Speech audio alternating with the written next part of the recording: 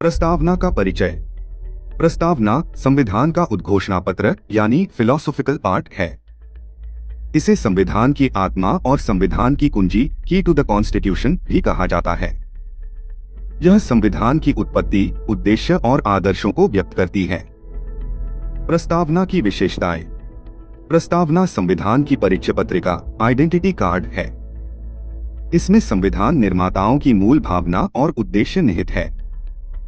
यह बताती है कि संविधान की शक्ति जनता से आती है, जैसे कि प्रस्तावना की शुरुआत में कहा गया है, हम भारत के लोग। यह भारत को परिभाषित करती है।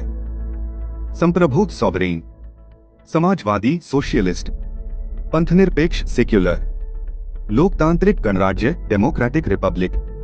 प्रस्तावना के उद्देश्य। भारतीय संविधान के 4 प्रमुख उद्देश्य हैं। न्याय, सामाजिक, आर्थिक और राजनीतिक।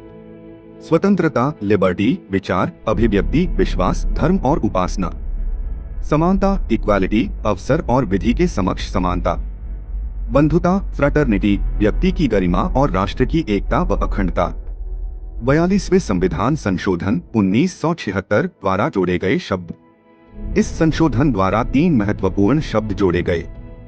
समाजवादी सोशलिस्ट, पंथनिरपेक्ष सेक्युलर, राष्ट्रीय एकता और अखंडता यूनिटी इंटेग्रिटी ऑफ नेशन। न्यायालयीय व्याख्या।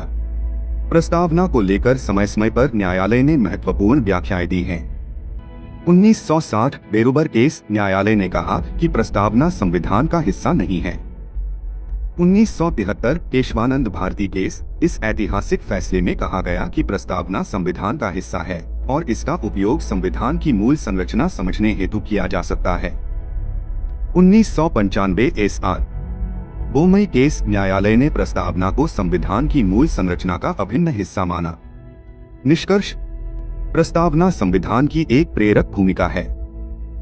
यह राष्ट्र के राजनीतिक, सामाजिक और आर्थिक दर्शन को प्रतिबिंबित करती है। इसलिए इसे संविधान की आत्मा और आधारभूत दर्शन कहा जाता है। आशा करता हूं आपको ये जानकारी अच्छी लगी होगी। अगर आपको ये जानकारी अच्छी लगी तो चैनल को लाइक, सब्सक्राइब जरूर करें दोस्तों।